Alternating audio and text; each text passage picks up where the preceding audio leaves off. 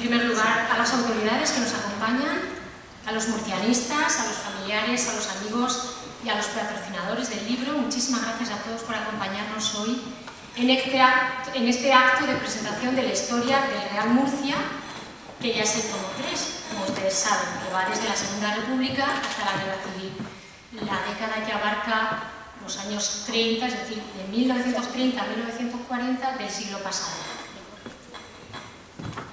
Antes de continuar, si les parece bien, vamos a dar las gracias especialmente a los que nos han ayudado a que salga este libro. Nos han ayudado económicamente las empresas que figuran en la contraportada y dos que se han añadido después, que nosotros con los brazos abiertos, por supuesto, les hemos dicho que claro que sí. Son el Real Murcia, la Región de Murcia, la Comunidad Autónoma, el Grupo Fuertes, 7 Televisión Región de Murcia, Comacón, Huella Televisión, la Federación de Fútbol de la Región de Murcia, Licores y Derivados, Caja Murcia, la FEPEMUR y las dos empresas añadidas que son Crédito y Caución y la empresa de representación Serebay. Bueno, una vez que ya hemos dado las gracias, lo primero que nos viene a la cabeza, creo que a todos los que estamos en esta mesa, es que hace exactamente 5 años, o hace 5 años en diciembre, presentamos la primera parte del libro, que en realidad tuvimos que dividirla en dos, el tomo 1 y 2, porque por volumen no era posible sacar solo un libro. Entonces, es verdad que aquel primer libro fueron 2 y por esto este es el tomo 3, pero bueno, es el segundo libro, aunque sea el tercer tomo. Han pasado 5 años y esta semana alguien en las redes sociales comentaba: anda, que tardar 5 años en sacar un tomo, por Dios, ¿a qué os habéis dedicado? Si total, tampoco se analiza tanto, solo 10 años, ¿no? Casi han tardado 1 año para estudiar 2. Y además, como pilla esa época tan oscura de nuestra historia, ni siquiera se jugaba al fútbol, no se jugaba tanto. ¿A qué os habéis dedicado? Bueno, la verdad es que, como decía Nietzsche, cuando uno tiene un porqué, se las ingenia en la vida para hallar un cómo. Es decir, ellos estaban y están tan seguros de que tienen que escribir la historia del Real Murcia, casi jamás contada, que se las han ingeniado para hacerlo. Enseguida voy a darle paso ya, pero solo algún dato. Por ejemplo, cada vez que el Murcia jugaba un partido, cada jornada, ellos han leído a veces hasta 8 crónicas. No solo han leído los diferentes diarios o periódicos que había en la región, sino también en la ciudad en la que se jugaba o en la ciudad de la que procedía el equipo al que se enfrentaba. Para ello se han desplazado, han pagado colaboraciones de amigos que han leído prensa en otras ciudades y le han escrito datos. Es decir, han hecho toda suerte de esfuerzos para sacar este libro. Como digo, es una época oscura a la que ellos han intentado dar el máximo tono, la máxima iluminación posible. Lo van ustedes a disfrutar sin duda, porque no me cabe duda de que todos los que hay aquí son ante todo murcianistas. Ahora sí, vamos a escuchar a los autores y después, al finalizar la intervención de cada uno de ellos, será el turno, estaremos encantados de poder darles la palabra y escuchar dudas, sugerencias o preguntas que les haya provocado esta intervención. Bueno, vamos a escuchar al primero de ellos, que es Pedro García. Pedro, adelante. Pedro, disculpa, él es un gran coleccionista. Agradecer la asistencia que aquí a la acto, está muy contento con la presencia de todos. Yo, si me permitís, voy a dedicar unas pequeñas palabras como recuerdo a nuestro presidente del Real Murcia, Jesús Samper, desaparecido de forma imprevista. Y bueno, lo hemos tenido 17 años como presidente, para unos será mejor, peor, pero bueno, yo soy persona eso que quiero reconocer lo positivo, lo malo hay que olvidarlo, aunque tengo una gran deuda y estemos todavía por ahí la duda que ahora tenemos respecto a la viabilidad y continuidad del equipo, pero bueno, yo voy a pensar en positivo y agradecer a don Jesús Samper, que en paz descanse, bueno, pues estos 17 años que ha dedicado al Real Murcia, ha expuesto dinero, Han salido muchas cosas mal, pero yo me quedo, como he dicho antes, con lo bueno, que es el pedazo de estadio que tenemos allí. Porque los amantes, vamos, la gente que pueda haber leído, oído así, de que Murcia desde los años 40 ya estaba demandando un estadio. Y hasta el año 2006, 60 años después, no hemos tenido ningún, o sea, no hemos tenido ese nuevo estadio. Han pasado pruebas en los años 50 que se iba a hacer, los 60, 70, ¿quién nos recuerda aquella maqueta en los años 60 que hemos visto en la prensa? En los años 70, aquellos terrenos en la cárcel del Palmar junto al Alias, en los años 80, es decir, nadie ha estado ahora muchas promesas, pero nadie ha hecho un estadio. En el 2006 se hizo realidad y por lo tanto, bueno, yo pienso que es una cosa de agradecer a don Jesús Ampero. Pasando ya la cosa relacionada con nuestro libro, pues yo soy la persona que más que nada ha estado demandando, buscando por ahí la cosa fotográfica, la cosa gráfica para la enciclopedia. Juan Antonio y Quique han sido otras cosas, y entonces mi labor ha sido más que nada para que el lector a la hora de leerlo, pues bueno, se vaya también alegrando un poco la vista, porque hay muchos que demandan que la vista se vaya hacia fotografías. Entonces, bueno, hemos estado tratando de buscar el máximo de fotografías totalmente inéditas que hubiesen sido publicadas anteriormente en Murcia. Nosotros no veíamos así lógico o que no veíamos bien de que ya volver a publicar cosas que anteriormente ya estaban. Es decir, nosotros hemos querido buscar inéditos. Hemos recorrido familiares de antiguos jugadores, nos han ayudado mucho, hemos estado por muchos sitios, antiguas fototecas, hemos estado paseando por Vizcaya, en Madrid hemos encontrado un tesoro muy grande fotográfico, y eso, bueno, pues son las fuentes en las que nos hemos nutrido, principalmente, como también digo, los familiares a los que estoy muy agradecido de antiguos jugadores, que son la base, bueno, pues cantidad de fotos inéditas que colocamos en la obra. Luego, bueno, pues también ahora después ya mis compañeros también así, no queremos tampoco cansar mucho, se van a referir a la forma de elaborar el libro, crónicas para las chicas, pero vamos, lo que respecto a mí, que ha sido la cosa fotográfica, pues ese ha sido el proceso, buscar y tratar de encontrar cosas inéditas y que el lector, el murcianista, pues ahora lo puede disfrutar. Ya voy a ceder paso ya a mis demás compañeros, pero yo pienso ya que tampoco es más algo que hay que largar. Compañeros, amigos, murcianistas, muchísimas gracias a todos por vuestra asistencia a este acto. Antes lo ha dicho Laura, hace 5 años nos reuníamos aquí para presentar el primer y el segundo tomo de la historia del Real Murcia. Aquel 21 de diciembre de 2010 fue un acto emotivo, creo que único en la historia del murcianismo, porque no solo estabais presentes la actual generación de murcianistas, sino porque aquel día también nos acompañaron los nietos y los bisnietos de aquellas personas que fundaron el Real Murcia y que comenzaron a jugar al fútbol en esta ciudad. Si echamos la vista atrás, podemos imaginar a nuestros antepasados sentados en la tapia del antiguo campo de tierra de la Torre de la Marquesa o en algún lugar de la Condomina, almacenando recuerdos que han quedado sepultados en el olvido. Nosotros, Quique, Pedro y yo, hemos recopilado algunos de esos recuerdos. Puedo, por ejemplo, pensar, imaginar a García de la Puerta, el jugador más genial que ha vestido la camiseta del Real Murcia, y contar la anécdota de que un día de mayo del año 1929, en el que el Real Murcia ganó por 5-1 al Real Zaragoza y que marcó 2 goles, le dieron una patada, blasfemó, los aficionados del Real Murcia lo denunciaron, lo detuvo la policía, durmió en comisaría y pasó una noche en el calabozo. Sí, eso solo podía pasar en Murcia. Bueno, con vuestro permiso voy a recordar otra fecha, 6 de agosto de 1930. El día en que el Real Murcia eludió un descenso que parecía inevitable. El club estaba sumido en la anarquía, sobre todo por los costosos gastos de los tortuosos viajes del Campeonato Nacional de Liga que acababa de fundarse y por los elevados contratos que tenían algunos jugadores. Parecía que el club iba a desaparecer, pero apareció la figura de Ramón Ángel Cremades, el presidente, el fundador de este club. Recorrió durante un fin de semana las playas de Santiago de la Ribera, de San Pedro del Pinatar y de Torrevieja y arrancó la promesa a los empresarios de la época de que todos iban a colaborar a medida de sus posibilidades para mantener con vida este club. Y lo hicieron. Esa reunión se celebró el 6 de agosto de 1930 en el Teatro Circo de Murcia y todos hicieron lo que estuvo en su mano para evitar la desaparición del club. Unos perdonaron la deuda que el club tenía con ellos, otros la aplazaron. Incluso hubo gente que puso dinero de su bolsillo y consiguieron lograr el milagro. y mantener este club con vida. Por cierto, 6 meses después de aquello, el principal promotor, Ramón Ángel Cremades, fallecía. Aquellas personas realizaron un gran esfuerzo que permitió que 85 años después nosotros estemos aquí honrando a este club.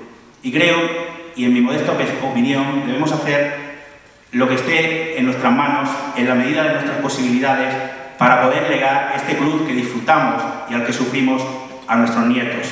Porque el escudo triangular de las 7 coronas simboliza un sentimiento por el que han sufrido 5 generaciones de murcianistas.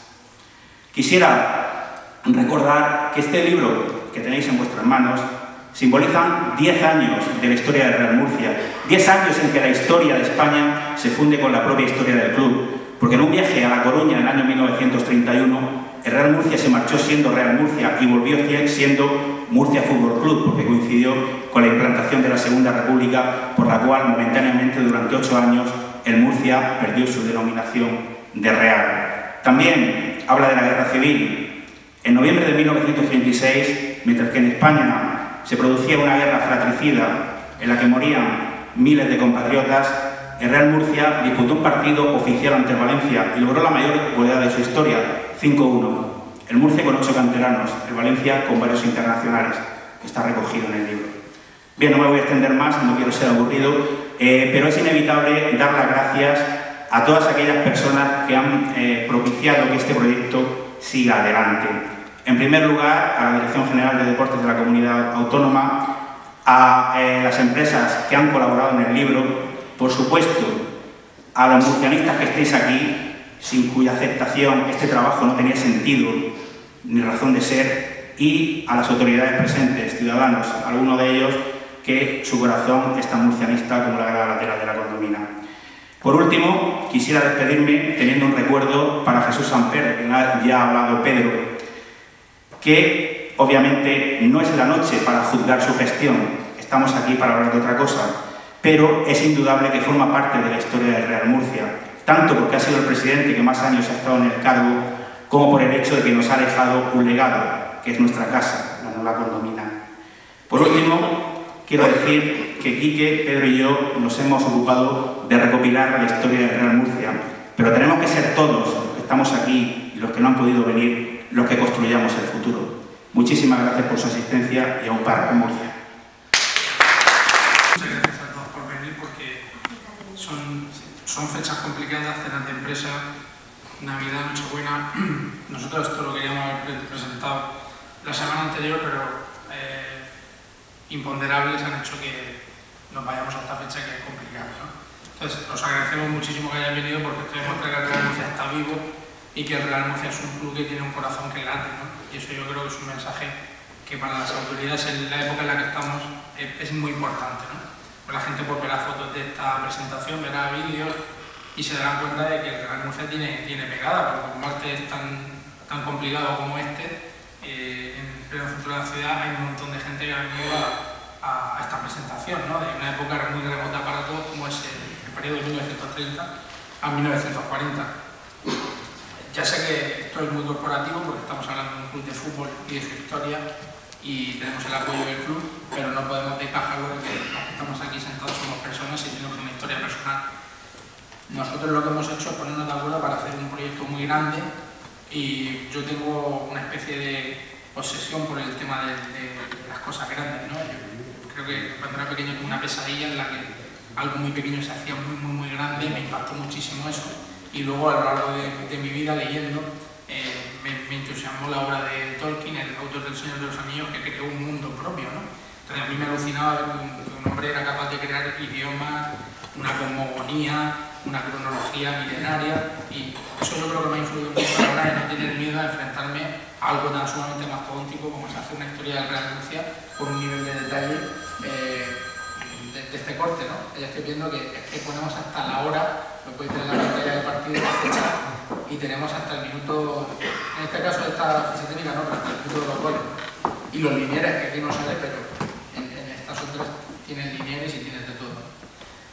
Luego también me influyó muchísimo la lectura de la LEF de Borges, que también habla de lo grande, de lo inasumible para el ser humano cuando está visualizando una obra arquitectónica, y me influyó influyó un montón. Y luego otra película, que ya no es un libro, ya una historia que ganó un Oscar incluso, que es la película de Rocky, ¿no? Rocky, al final, es una historia que te habla de alguien que lo intenta, que tiene el coraje de subirse contra el campeón de los pesos pesados, siendo un boxeador de tercera fila, pero que le viene ese premio de enfrentarse a eso y él sabe que lo va a machacar, que Apolo va a acabar con él, lo va a hacer trizas, ¿no?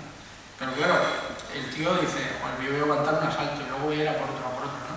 Esa perseverancia a mí también me ha influido mucho, porque os puedo asegurar que cuando te pones a hacer esto, pues cuando estás con el partido del 29 de septiembre de 1930 y te pones a pensar que tienes que llegar al 40, te vienes abajo porque dices, pues es que yo en la crónica del tiempo voy a sacar la hora, en la crónica del liberal voy a sacar el colegio del árbitro y los minutos de los goles en La Verdad y luego con un poco de suerte en el periódico de Alicante porque juega contra el Elche. Entonces a mí esto me ha influido muchísimo, ¿no? Y también me ha dado unos valores para poder trabajar en equipo. Esto no se hace solo, o sea, esto es muy complicado hacerlo solo. Estamos hablando de los autores, pero Jorge Mancini, que es el maquetador y el diseñador de esto, que no le gusta el fútbol, ha tenido que hacer un ejercicio muy grande para asimilar la estructura que nosotros hemos hecho de cada capítulo, porque la estructura tiene una parte, la que te contamos, desde la semilla del césped que se utilizó en aquella temporada para que aguantara toda la temporada el terreno de juego, pasando por si había una pérdida de un directivo, todos los fichajes, el que vino en el mercado invernal, el que se enfadó y le multaron, luego tienes todas las estadísticas ordenadas en números, resumen de guía de partidos, la plantilla del equipo de dónde viene, qué apellidos tiene, dónde nació, jugadores que no eran de Murcia pero jugaron amistosos y te ponemos de qué equipo venía, tiene las estadísticas del reserva del Murcia, del juvenil, del amateur, es decir, que eso es un trabajo en equipo y yo cuando me equivocaba en una ficha técnica venía Pedro, yo repasaba las fichas técnicas y luego Pedro las corregía, era el polimano. Y que te has equivocado en esto, oye, que te has equivocado que no es en CF, en CFC, o que este jugador se te ha olvidado que no es con Y, y al final pues sale una obra con un rigor muy grande, ¿no? Entonces pues la estructura del libro yo creo que es muy amena para el lector, muy rápida, digerible, y que luego tiene pues, para poder pararse en detalle de todo tipo, ¿no? También quería comentaros que en el libro se repite la historia como siempre, es decir, que el Murcia le tangaron un ascenso en los años 30 a primera división con el Celta. Se tiraron 4 meses celebrando el ascenso y llegaron los vascos y los catalanes y dijeron que no, que subía el primero y el segundo y que el Celta y el Murcia se aguantaban, ¿no? Eso a nosotros nos suena bastante, hace poco también nos ha pasado algo así, no de ascenso frustrado, sino de ascenso. Y bueno, porque la historia se repite y el fútbol español al Murcia le debe muchas, ¿no? Luego la primera gestora que hubo para que el club no se fuera al traste, también ha dado datos que nuestro primer ascenso efectivo, porque realmente el primer ascenso fue el que estoy diciendo que nos robaron, que fue el primer ascenso en Cádiz, y hay muchos detalles de cómo se celebró en el rollo, cómo recibieron al equipo, cómo toda la ciudad se engalanó para recibir al Murcia. Luego también queríamos darle las gracias al club porque nos ha cedido estos 2 trofeos que son oficiales de la federación, porque son títulos del campeonato regional. Son difíciles de catalogar porque la nomenclatura, yo sí que soy una persona que está habituada, Carlos y Pedro, a saber cómo se llamaban los campeonatos de aquella época, pero esto es del Museo de Fútbol Español y a nivel europeo tiene un calado tremendo. Están negruzcas porque es un material muy sensible y estamos hablando que esta es de la 31-32 y esa de la 27-28. O sea que son unos trofeos, por lo que luego si queréis echaros fotos podéis aprovechar y echarlos porque es de museo. Y yo lo estoy mencionando en el club, hay muchísimos más trofeos tan antiguos como este que hay que catalogar, pero bueno, ya tendremos tiempo, ya hemos dado el primer pasico con esto. Queremos agradecer a los familiares de todos los jugadores que ya no viven, pero que están aquí, como por ejemplo una de las hijas de Julio. Julio, en este libro hemos analizado toda su trayectoria, se jubila en fútbol como jugador en el Real Murcia en el año 40. Julio es el futbolista que más goles ha metido en la historia del Real Murcia en competición oficial, son 107 goles lo que ha metido. En Liga 65, el Toro aquí no ha metido 3 más, le gana, pero es el segundo que en Liga más goles ha metido, pero en todas las competiciones, Copa del Rey, regionales, etcétera, Julio con 107 es el primero. Y aquí tenemos a una hija que seguro que meterá también muchos goles y tendrá muchísimo acierto. Nos han ayudado muchísimo los familiares para que todas estas fotos que tenéis estén en el libro y queremos darle también las gracias a todos los familiares por participar en el libro y poder homenajear a sus familiares que ya no están y que lo dieron todo por el Real Murcia, como es el caso de Julio, que fue un jugador que lo quiso el Real Madrid, que estuvo a un puntico de ser internacional para la selección española, faltó poquísimo, coincidió que había muchos jugadores muy válidos en la misma posición y no fue internacional, pero ese era un jugador que hubiera acabado siendo internacional, seguro. Y luego, a mis compañeros también, la paciencia que han tenido conmigo, porque yo soy muy volcánico, pero sí que sé trabajar en equipo. Toda mi vida he trabajado en equipo, lo hice en televisión, lo he hecho con ellos y hemos conseguido sacar adelante este trabajo con, yo creo que el WhatsApp de Juan Antonio, yo no sé, echaba fuego, no sé cuántos WhatsApp me puede mandar, correos electrónicos un montón, pero lo de WhatsApp ya era, Juan Antonio, este patrocinador no paga, por favor, ven, cógelo del cuello y mátalo, que no llegamos a la imprenta, porque la imprenta no es un banco y tenemos que ir por el dinero. Si aparece un cadáver, pues a mí. Por eso digo. Y bueno, pues repito, muchísimas gracias a todos por venir aquí y apoyarnos, porque el Real Murcia, otra cosa no, pero es un superviviente. El Murcia es duro. Yo espero que siga siendo duro. Y mira que han pasado los años y aquí hemos visto todo lo que ha pasado. Y el Real Murcia sigue vivo, y eso tiene que ser por algo. Y tiene que ser también por algo que haya tanta gente, pues como hoy, en una época tan impopular para el Real Murcia a nivel social, pues que esté casi lleno esto, yo creo que es un mérito tremendo. A nosotros nos da un orgullo, yo creo que no caemos en nosotros mismos. Y por mi parte, yo ya he acabado y le cedo el testigo a la periodista Laura. Vamos a dar paso ya a la ronda de preguntas. Antes quiero comentar, me lo han preguntado antes varias personas, ¿dónde se puede comprar el libro? Bueno, además del puestecillo que hemos improvisado aquí fuera, se puede comprar en Diego Marín, enfrente de la Merced. En el Corte Inglés estamos negociando a ver si es posible comprarlo en la FNAC y el Real Murcia. No está cerrado, no se puede comprar en todo último sitio, ¿verdad? ¿Sí está cerrado? ¿En el Real Murcia? Fenomenal. Pero el Real Murcia, lo que ha pasado, hay que entender que... Han sido unos días complicados para negociar cualquier detalle de este tipo. Entonces, el Corte Inglés, Diego Marín, Real Murcia, FNAC se está viendo y luego también en la página web de goldenmurcia.es. Ahí simplemente se pagan unos pequeños gastos de envío y el libro te llega a tu puerta. Vamos a dar paso ya al turno de preguntas. No sé si alguien de los que hay en la sala quiere aportar algún comentario.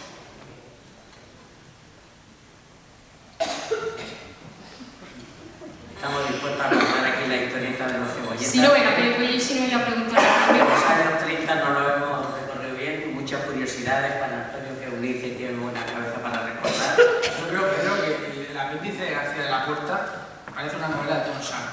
O sea, claro, él lo escribe de una manera que dice de manera muy fina lo que hacía este hombre. Este hombre se subía a los árboles con el culo al aire, en mitad de la ciudad, estaba zumbado, ¿no?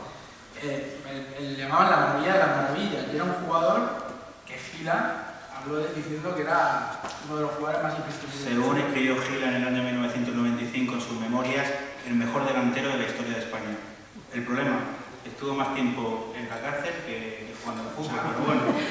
Yo digo que había un jugador del Murcia en Gibraltar que había cogido tabaco de contrabando y en el autobús entró la policía a ver si los jugadores se habían pasado llevándose más tabaco de la cuenta. Pues resulta que García de la Puerta llamó a un policía y dijo: no se vaya usted que Villaplana lleva y no se lo ha encontrado, usted está cargado. Imagínate Villaplana, lo quería matar a García de la Puerta. De todas formas, la mejor anécdota de García de la Puerta fue en el partido Betis-Sevilla. Yo creo que aquí todos sabemos lo que simboliza un Betis-Sevilla. Era jugador del Betis, era un grandísimo jugador, pero pidió un dinero por jugar ese partido, por jugar bien ese partido, y como no se lo pagaron, pues estuvo todo el rato de brazos cruzados. Algunos preguntaréis, bueno, ¿y por qué no lo cambió el entrenador? ¿Por qué no podía? Porque hasta el año 69 no se introdujo en el fútbol la regla de los cambios, con lo cual los jugadores no podían ser cambiados. Y si este señor estaba desde el minuto 1 del partido así, porque no le pagaban, pues ahí sí se pasaba todo el partido. Y en el minuto 50-55 cuentan las crónicas que, espoleado por los aficionados, porque no paraban de insultarlo, lógicamente, pues claro, que un jugador de tu equipo esté 55 minutos así, pues parece que mosquea un poco al aficionado, ¿no?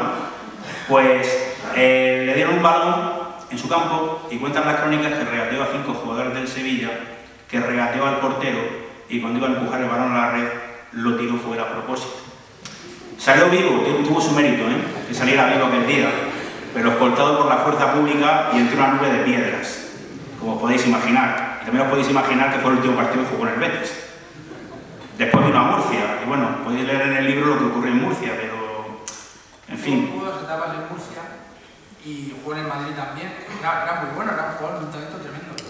Y Paul Gascoigne era Bambi al lado de García de la Puerta. Es decir, García de la Puerta es un jugador para analizarlo en el contexto del fútbol mundial como un personaje. La mejor definición la de un compañero suyo, Bravo, que dijo: se podrá hablar mucho de García de la Puerta y nunca se exagerará lo bastante. Ya digo que la anécdota en la cual salió de la condomina en el minuto 1 porque enseñó el trasero al público y se fue del campo, esa también es buena, ¿eh? Un calvo y se dio la gusto el hombre. Ha habido muchas. Sí, bueno, Es una maravilla, le llamaban los cronistas. Mago, o sea, era un jugador que pasó por el Mallorca también, ¿no? Sí, se retiró en el Mallorca. Y un jugador, pues, una figura que yo os digo que el primer párrafo os vaya a reír lo que no está en los escritos. O sea, pero es que lo escribe de una manera, es que a mí me hace mucha gracia porque lo dice una figura, lo escribe una figura que te está contando realmente barbaridades, ¿no? Y yo pues, lo leía y conforme lo leía, cuando estábamos haciendo las correcciones, yo es que me pegaba unas hinchetas a reír. Es que ni con Tom Sack leyendo una novela. Era un jugador novelable, se podría hacer una película sobre él. Y algunas cosas que no hemos querido publicar un poco íntimas sobre su persona, todas las cositas que ya... Sí, porque podríamos estar a la familia las cosas así. No estaban contrastadas y bueno, pues... coleccionaba blasfemias, se cagaban todos jugando al fútbol y cuando llegó la época franquista el hombre escribió una carta al periódico diciendo que respetaba muchísimo al señor y que eso, por favor, que el generalísimo que tuviera en cuenta que él era muy religioso y que no... Un golfo carterista, lo tuvieron robando carteras, el célebre carterista de la posguerra. Yo creo que tiene récord de multas, o sea, ni Nazis ni Sutil juntos superan las multas de... Aquí en Murcia, después de un partido, blasfemó durante el partido, no voy a pronunciar las frases, y los propios aficionados de Murcia lo denunciaron en comisaría y esa noche del partido durmió en comisaría. Hay otra anécdota mejor. Fue un mes a cobrar una mensualidad y le dijo el club: no, si tú no debes dinero a nosotros por las multas que tienes acumuladas. Eso pasó en enero del 36. Por lo que hemos leído, vamos sin lugar a dudas, el mejor jugador de la historia en el Real Murcia. Ni Gina, ni vamos a comparar otros jugadores, pero con diferencia el mejor jugador de toda la historia. No ya de Murcia, ojo, posiblemente de España, ¿eh? Yo creo que dicho por los grandes periodistas. Mágico González yo creo que tampoco llegaba al nivel de locura de García de la Puerta. O sea, lo que vais a poder leer en el libro de la Betis de García de la Puerta es que yo creo que es insuperable. O sea, es que sí. Yo creo que en Hollywood, si se enteraran de la historia de García de la Puerta, hacían un peliculón de estos ya. Vamos, luego de Wall Street una minucia. Bueno, a mí me gustaría preguntar, antes me han sugerido los autores que querían hablar de este tema, me parece muy interesante y quizás es una de las preguntas que puede hacerse alguien en la sala. ¿Cómo influyó la guerra civil en el fútbol? En la guerra civil se jugó al fútbol, aunque parezca que no. Se jugó al fútbol, lo que ocurre es que se jugó, pero sobre todo por un motivo. Se quería dar sensación de normalidad. Murcia fue una zona de retaguardia que no se vio directamente afectada por la guerra, con lo cual las autoridades republicanas quisieron dar esa sensación de normalidad e incluso se jugó una competición oficial. ¿Qué ocurre? Que poco a poco el campo de fútbol se fue deteriorando, la condomina quedó para aparcar los vehículos, autobuses y tanquetas, porque tenemos que recordar el contexto histórico en el que estamos hablando. La ciudad de Murcia estaba completamente rodeada por la huerta, no había esplanadas y la condomina era la entrada a Murcia por la carretera de Alicante, por tanto tenía una importancia muy grande estratégicamente, con lo cual se utilizó como aparcamiento de vehículos. Ello deterioró el campo y a partir del año 37 se dejó de jugar al fútbol en la condomina y nos contaba el jugador vivo de más edad que existe ahora mismo en el Real Murcia, Ignacio Zamora, que los jóvenes para matar el gusanillo jugaban en un terreno que hay muy cerca de la Redonda y aprovechaban las acequias para asearse. Pero se jugó al fútbol durante la Guerra Civil, aunque fuera de forma esporádica y obviamente a partir del año 37 no hubo competiciones oficiales porque estaba tan fraccionada las federaciones que al final los equipos murcianos se quedaron sin rivales contra los que jugar. Sí se jugó en Cataluña, pero al término de la Guerra Civil hubo una disposición del gobierno franquista invalidando todas las competiciones que se habían disputado en suelo republicano. con lo cual el campeonato regional de la temporada 36-37 que jugó el Murcia y que goleó a Levante, a Valencia y a Hércules, quedó invalidado precisamente por la disposición de las autoridades. Pero sí se jugó al fútbol en la guerra, de forma esporádica, de forma anárquica, y no solo en la Condomina, sino también en el campo de Zarandona, que era donde jugaba el Imperial, que está situado en el barrio del Carmen, aproximadamente en el Paseo de Corbera, y en esa pequeña explanada que había junto a la Plaza de la Redonda, que precisamente es donde los murcianistas celebramos los triunfos que logra nuestro equipo. ¿Alguien en la sala quiere hacer algún comentario, alguna pregunta? Adelante. Pues... ¿Los campeonatos entonces en esa época durante la guerra civil? Solo se disputó uno porque la Liga no se llegó a disputar debido al fraccionamiento que existía en España por la guerra civil. Con lo cual la Federación Española de Fútbol dio libertad a las federaciones regionales para que organizaran los campeonatos en la medida de sus posibilidades. Como Cataluña, Valencia y Murcia no se vieron directamente afectadas por la guerra, tuvieron la libertad de que se disputaran esos campeonatos. Pero ello, por ejemplo, no sucedió en otras zonas, como por ejemplo Madrid, que estuvo asediada desde la toma de Toledo de octubre de 1936, o como sucedió, por ejemplo, en Andalucía o en el norte de España, porque sí fueron territorios directamente afectados por la guerra.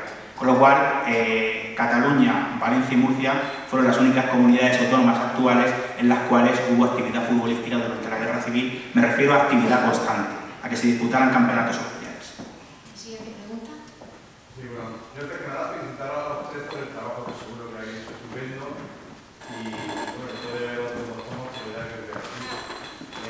Al final con este libro ya habéis cubierto toda la época de Real Murcia, desde su inicio hasta esta última temporada, o queda alguna parte por cubrir. Bueno, el tercer tomo llega hasta 1940, o sea que quedan 4 o 5 tomos más seguro.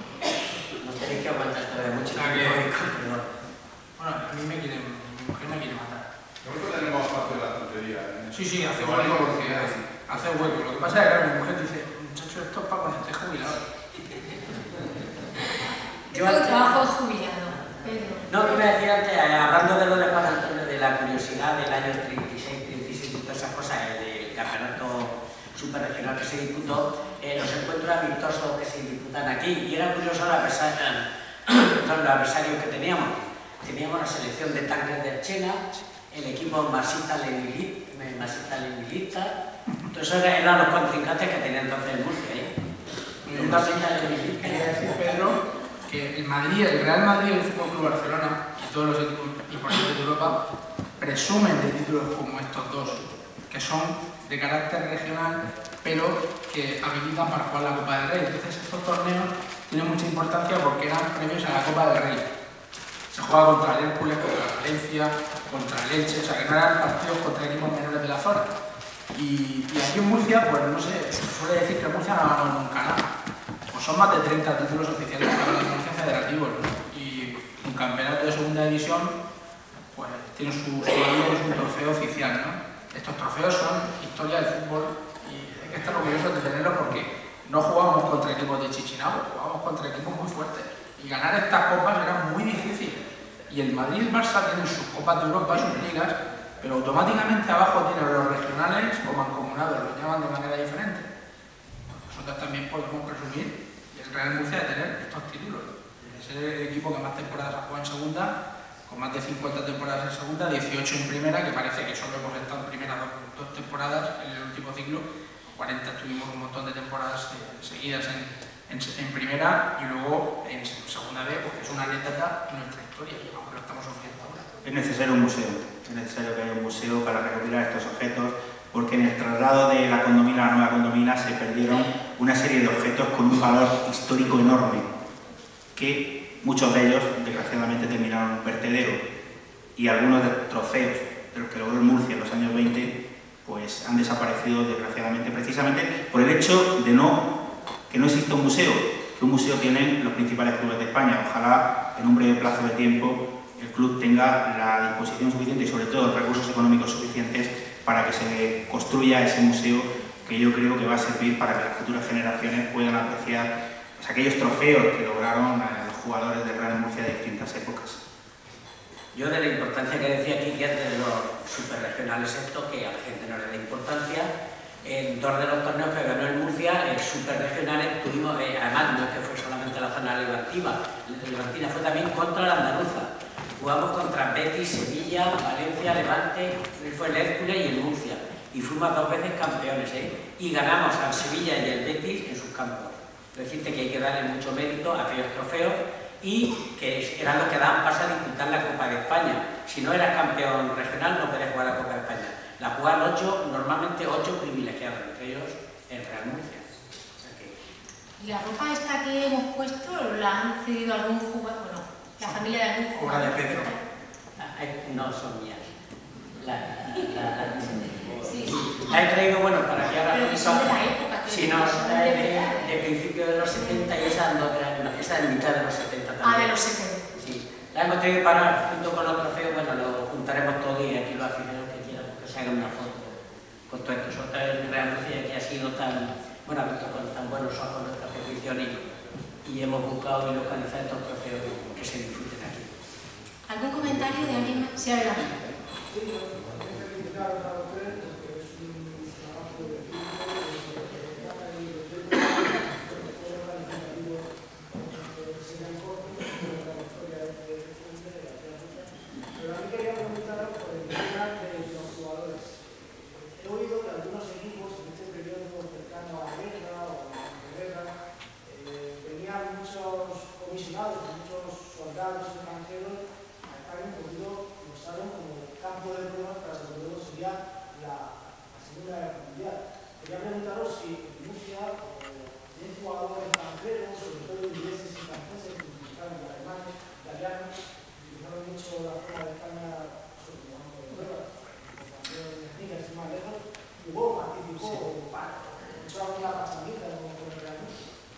En Murcia no. En Alcoy, cuando las tropas franquistas reconquistaron aquella zona de Alicante, prácticamente en marzo del año 39, febrero-marzo del año 39, las tropas italianas que entraron en Alcoy sí disputaron algunos partidos amistosos, un poco para dar la sensación a la población de que habían reconquistado la ciudad y de que llegaba una época de paz. Es, digamos, la única incursión que existe en el levante español de tropas de cualquier tipo que disputaran partidos de fútbol. Como he dicho antes, la región de Murcia, lo que es todo el sureste español, fue una zona de retaguardia, con lo cual no hubo una entrada de tropas a estas zonas. Ya digo, el único caso documentado que existe es en Alcoy en febrero del 39. En la región de Murcia no existe ningún caso documentado. ¿Algún comentario más? Sí, adelante. Entonces, en la época de la República... Disculpe. Primero el caballero y después usted. Si no, es que como han empezado a la vez... Es que ha empezado antes que tú, Simón. Ahora va usted. Muchas gracias. Por favor, caballero.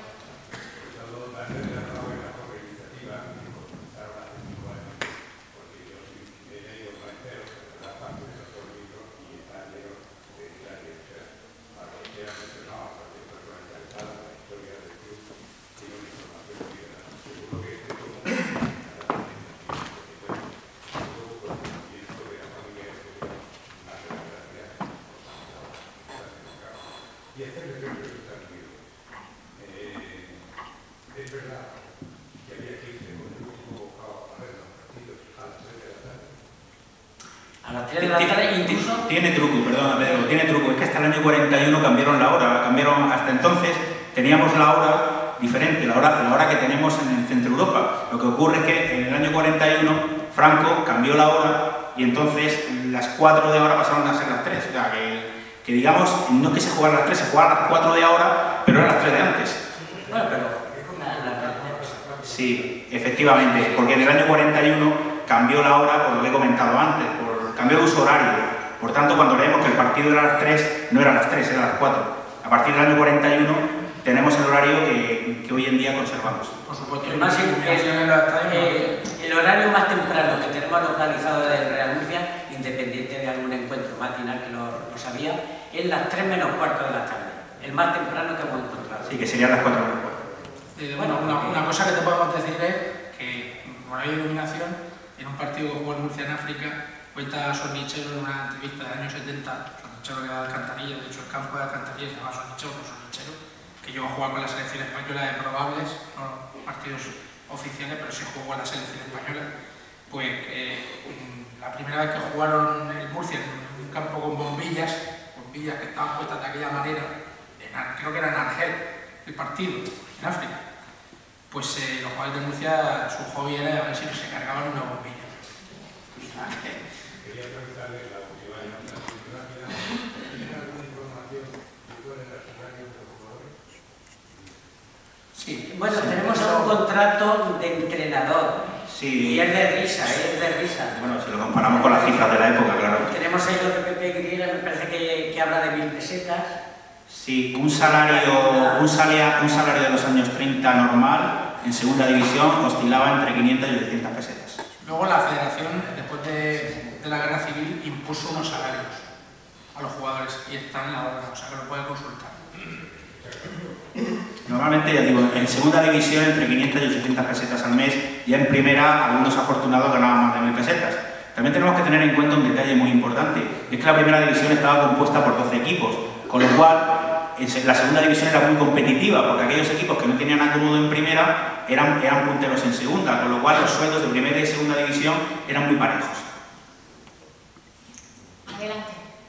Bien, yo en primer lugar felicitaros porque realmente hacer el trabajo que estoy haciendo es de tener el corazón pimentonero.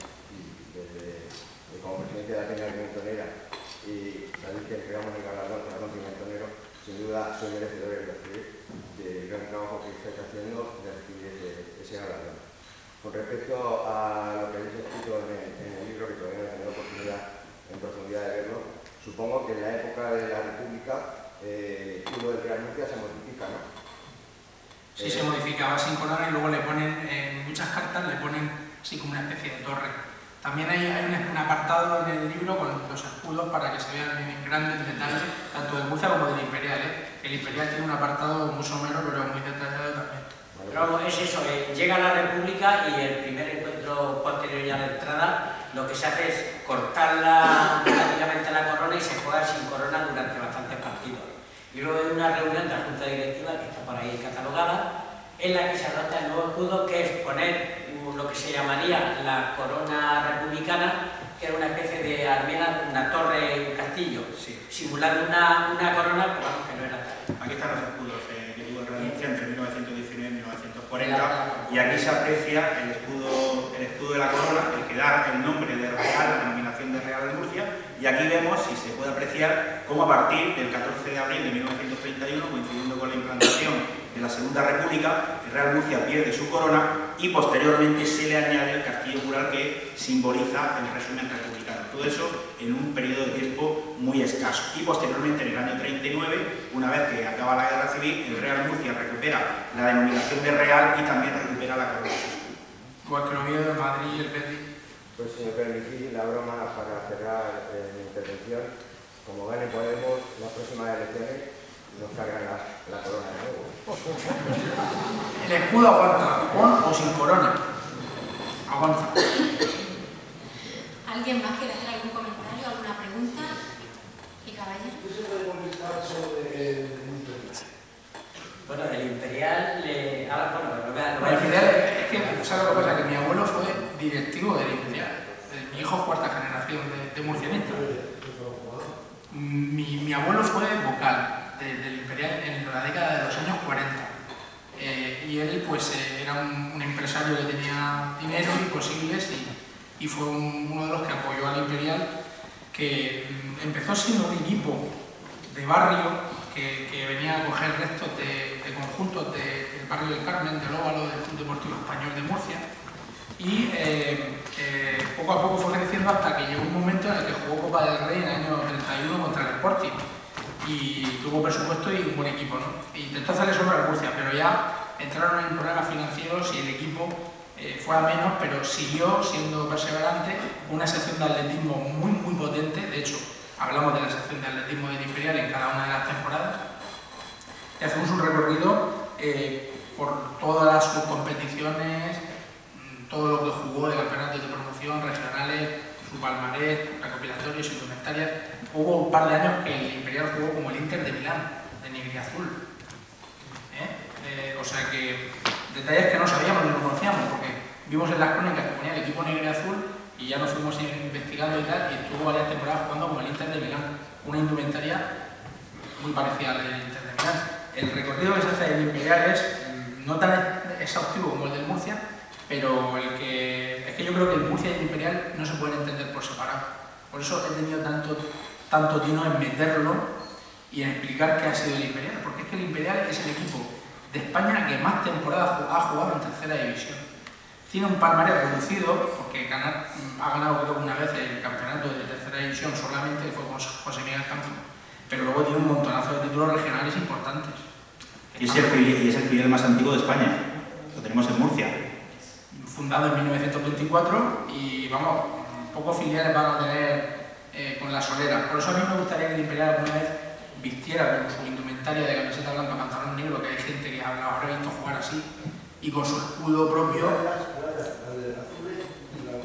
Sí, esa indumentaria también la tuvo, pero no tanto. Fue posterior. Ha tenido muchas indumentarias diferentes el Imperial, pero yo creo que como el Sevilla Atlético podría tener su nominación como Imperial simplemente y su escudo y honrar esa historia, ¿no? Creo que sería bonito. ¿Hay otra pregunta por aquí?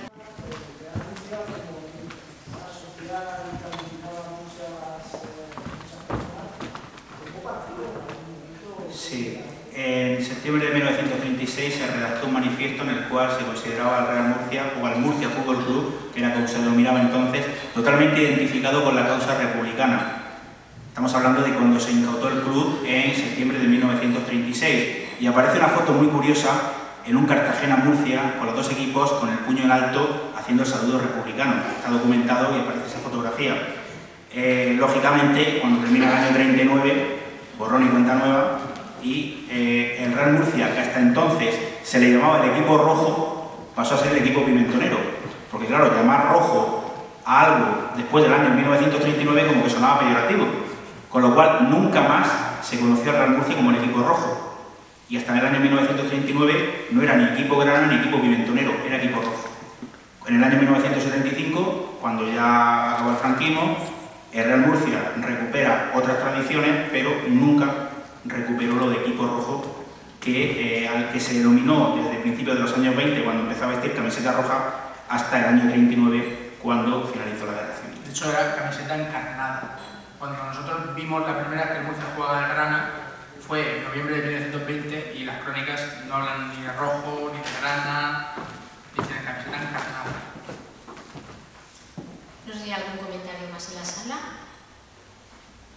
Pues si les parece a los autores lo vamos a ir dejando aquí, que además yo creo que el archivo tiene una hora de cierre. Bueno, el Murcia de ahora podemos decir que está en una situación en la que ya no vale darse golpes de pecho y decir que uno es del Real Murcia.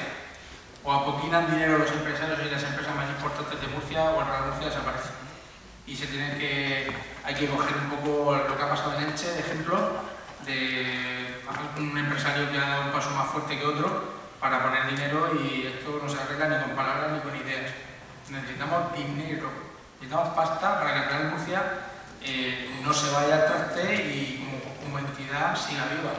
Y eso forma parte pues, del empresariado de Murcia, porque son los que pueden poner cantidades importantes, porque aquí tenemos empresas que facturan muchísimo, hortofrutícolas, y tenemos empresas muy fuertes, y esos empresarios lo que tienen que hacer es juntarse entre todos y poner unas cantidades de dinero para hacer a Murcia viable, para que no se muera.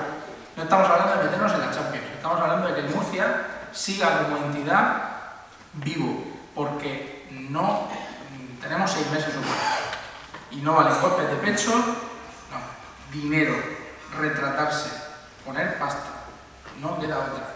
Así que las autoridades, los empresarios, la gente de Murcia que tiene influencia, gente con nombre, con trayectoria, con prestigio, yo entiendo que hay muchos que no les gustan nada los medios de comunicación, porque yo conozco muy bien los medios y es una fauna muy difícil de digerir para algunas personas, porque es complicadísimo, muy complicado, porque hay uno que habla mal de ti porque no le dan la noticia o porque no le llamas y tal, esas cosas pasan. Y esa gente tiene que dar un paso adelante. Y yo sé que hay personas que no lo van a dar y no se van a exponer mediáticamente, pero no, que no se exponga mediáticamente, pero que por favor en la retaguardia de esta guerra que se está librando, en la infantería nos estamos poniendo ciertas personas que nos da igual porque nuestra imagen estamos acostumbrados a estar ahí a que nos den palos, a que nos digan en Twitter barbaridades y que nos jueguen un balde de la vuelta, pero bueno, van en el tema de ser comunicador o periodista, y luego hay otra gente que eso no le va y que va a estar en la retaguardia del poder estratégico. Tan válido es el de infantería como el que está en la retaguardia. Entonces yo lo que quiero es lanzar un mensaje que es que la afición creo que no va a tener la gasolina suficiente para poder arreglar el circo montado que hay. Y que es un tema de empresarios. Y en Elche ha habido un ejemplo y también en las autoridades ha habido un compromiso de apretar a empresarios que pueden hacerlo, porque hay mucho dinero en esta región, hay empresas muy fuertes y hay muchísimas fórmulas de que se pueden hacer patrocinios, contar prestaciones y luego ya buscaremos al loco que ponga su firma como presidente del Real Murcia, directivos que tengan luego cuando Hacienda vaya de la mano a la puerta porque sus mujeres estén con la escopeta larga. ¿Qué has hecho? ¿Por qué has firmado nuestros bienes? ¿No? Pero hay un plan y se puede arreglar esto. Y yo quería eso comentarlo antes de que termináramos esta presentación. No sé si Pedro Juan Antonio quiere comentar también algo. Yo sí, agradecer como antes hemos dicho, la presencia de todos, autoridades aquí, amigos murcianistas, familia, bueno, en concreto todos los murcianistas, familia de antiguos jugadores. Muchas gracias por vuestra asistencia y que nos sigamos viendo por mucho tiempo, que salgan muchos libros y será señal de que el Real Murcia está vivo. Muchas gracias.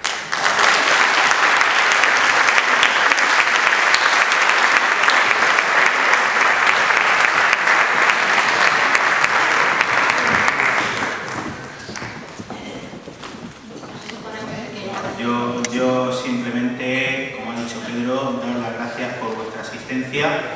De verdad, sé que es muy difícil venir un martes 22 de diciembre con las compras navideñas por delante, una fecha en la cual todos tenemos compromisos familiares, personales, y habéis hecho un grandísimo esfuerzo y de verdad os agradezco mucho vuestra presencia. Y esto es lo que nos da ánimo para seguir adelante, ver este auditorio prácticamente lleno, ver la aceptación que tiene el libro, ver el interés que tiene el Real Murcia por su historia y comprobar que un acto como este merece la pena, es lo que nos da alas y vamos a seguir y por supuesto vamos a completar la historia del Real Murcia. No sé si nos llevará 15 años, 20, 30, pero vamos a seguir. Muchísimas gracias a todos.